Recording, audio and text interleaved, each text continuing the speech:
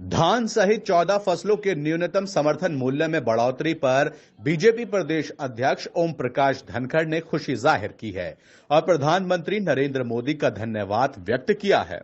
ओम प्रकाश धनखड़ का कहना है कि हरियाणा एकमात्र प्रदेश है जो सभी फसलों को न्यूनतम समर्थन मूल्य पर खरीद रहा है। जिन फसलों को डायरेक्ट नहीं खरीदते उन पर भावांतर भरपाई योजना के तहत सरकार किसानों को रुपए दे रही है। ओम प्रकाश धनखड़ का कहना है कि सूरजमुखी उगाने वाले किसानों को भी हरियाणा सरकार भाव अंतर के रूप में 1000 रुपए प्रति क्विंटल के हिसाब से दे रही है। धनखड़ ने कहा कि बाजार भाव और भावांतर मिलकर न्यूनतम समर्थन मूल्य के बराबर किसान को उसकी फसल का भुगतान किया जा रहा है। सूरजमुखी की एमएसपी पर आंदोलन कर रहे किसानों के बारे में बोलते हुए ओम प्रकाश धनखड़ ने कहा कि हरियाणा सरकार किसान हितैषी सरकार है जो लगभग सभी फसलों को एमएसपी पर खरीद रही है। जेजेपी विधायक रामकरण काला की इस्तीफे की पेशकश पर ओम प्रकाश धनखड़ ने कहा कि उनके इलाके में सूरजमुखी की पैदावार होती है। वह चाहते हैं कि किसानों को उनका दाम मिले। सरकार भी सूरजमुखी किसानों को पूरा दाम दिलाने का काम करने में लगी हुई है। देखिए, बहुत अच्छी बढ़ोतरी हुई है। धान में भी 143 रुपये की, कपास में भी 540-640 रुपये की बढ़ोतरी हुई है, दलहन में 400 से 800 रुपये की बढ़ोतरी हुई है। इन सभी बढ़ोतरी के लिए मैं प्रधानमंत्री नरेंद्र मोदी जी और कृषि मंत्री नरेंद्र तोमर जी का आभार व्यक्त करता हूं। आज समाचार पत्रों में भी हमने उस बात की उनकी बधाई दी है कि आपने एमएसपी बढ़ाया है। हरियाणा एकमात्र ऐसा राज्य है जो सभी फसलों की या तो खरीद करता है या उस पर भावांतर भरपाई देता है, यानी प्राइस गैप देता है। और हम 8 सालों से बाजरा भी, सरसों भी, सूरजमुखी भी और बाकी सारी फसलें भी यहाँ खरीद रहे हैं। देश में दूसरा एक भी ऐसा राज्य नहीं है और इस बात की तुलना भी हरियाणा के मीडिया ने दूसरे राज्यों से करनी चाहिए। आपका सवाल आएगा, मैं पहले ही जवाब दे दूँ।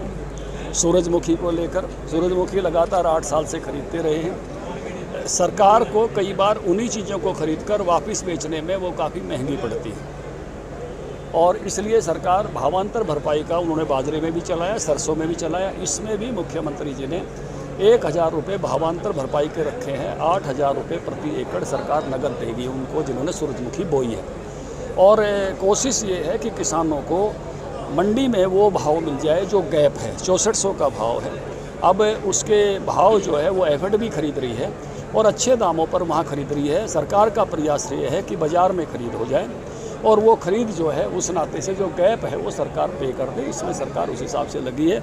ये हमने बाजरे में भी किया है, सरसों में भी किया है। कुछ साथियों की ये मनसा थी कि ये उसी तरह से खरीद हो भावांतर भरपाई की बजाय किसानों का गैप जो है वो उस प्रकार से ही पहले की तरह से पूरा हो, तो उन्होंने धरना दिया।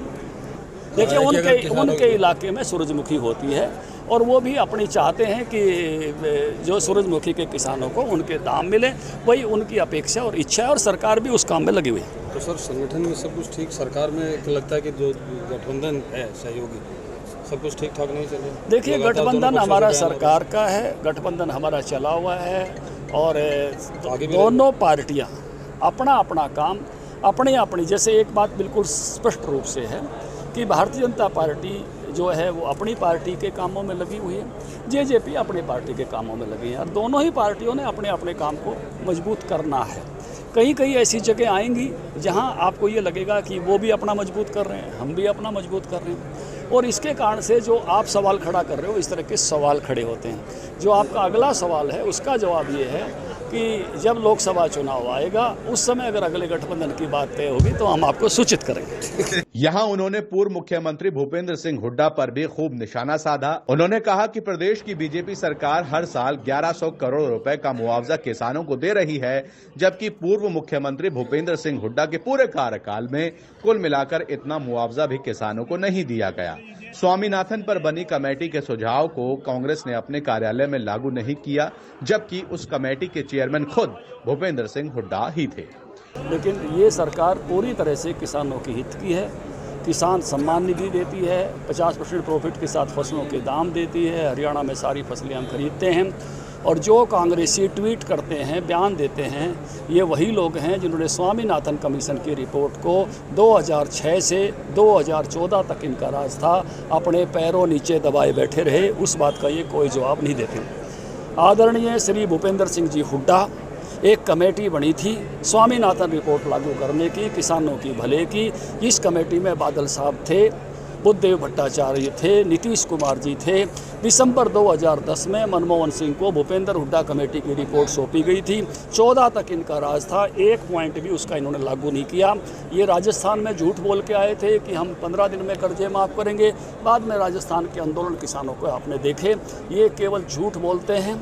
इनका वक्त आता है तो करते नहीं हैं। अपने टाइम में इसी ज़िले में ये 2.5 रुपये के चेक देते थे, अब 40-40 हज़ार की बात करते हैं। तो केवल ये बयानवीर हैं, किसानों के हक में इन्होंने कभी काम नहीं किया।